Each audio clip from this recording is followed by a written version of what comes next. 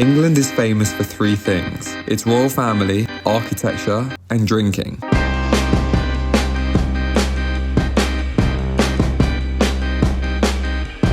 But in 2025, we are sitting at just 39,000 pubs, the lowest number since the early 1970s. Currently, one pub closes every day in the UK, and this very much reflects the struggling state of the high street. The British high street is changing. Historically, the pub market is incredibly hard to get into. A handful of big brewers own most pubs, and they won't sell a good one. This locks out independent landlords and creates an unrivaling monopoly. That was until 1979, when Wetherspoons arrived in London. Tim Martin, a man with no experience running a pub, bought a pub in Muswell Hill. Someone converted a shop into a very small pub in London, and I started having a pint there.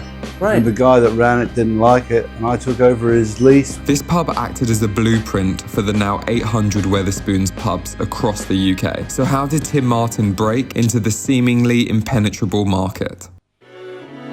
Wetherspoons pubs start their life as something else. Schools, cinemas, post offices, banks. In many cases, they occupy buildings that have been abandoned, left to decay, or even under threat of demolition. Even Tim's first pub was a converted bookies. And today, Wetherspoons has still never built a pub, and instead operates an architectural salvage operation. But despite this innovative approach, Wetherspoons has always had a bad name in part. Spoons pubs are seen as cheap drinking dens, the condition and quality of food and drink being constantly questioned. And Tim Martin himself is an incredibly controversial public figure, mainly due to his outspoken political views. However, whether intentionally or not, these pubs have become a protector of heritage buildings. Come for the cheap drinks and stay for the history. This is important because old buildings give people a sense of pride in their area. All cities and towns have their own character through their architecture, streets, and the people who embody them.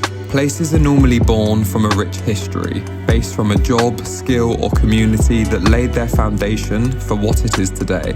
And it's important to remember that foundation when envisioning its potential future. People are very sensitive to the restoration of buildings and sensitive to atmosphere, create a fascinating space.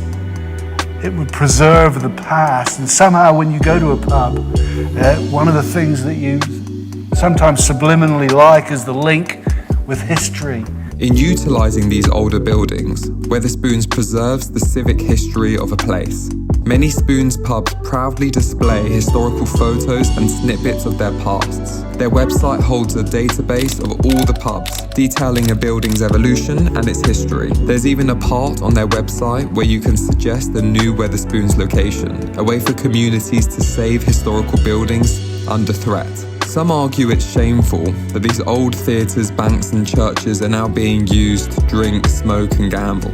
And ideally, these buildings would be reinstated to their original use. But realistically, many of them are simply too big, too expensive, and too impractical to be anything else. And if the choice is between a public accessible pub or luxury flats, I think the choice is clear. Pubs are vital to a changing high street, and historical buildings define the character of towns. We must find a way to preserve both. Because pubs aren't just places to drink. They're one of few places in a town where different jobs, backgrounds, and people mix together. You can sit alone or with strangers, a group of friends, and never feel judged. Pubs are places to tell stories and share ideas. And a pub should feel like it's telling a story of its own. We all sit on chairs sat on by countless others, holding drinking glasses held by everyone else.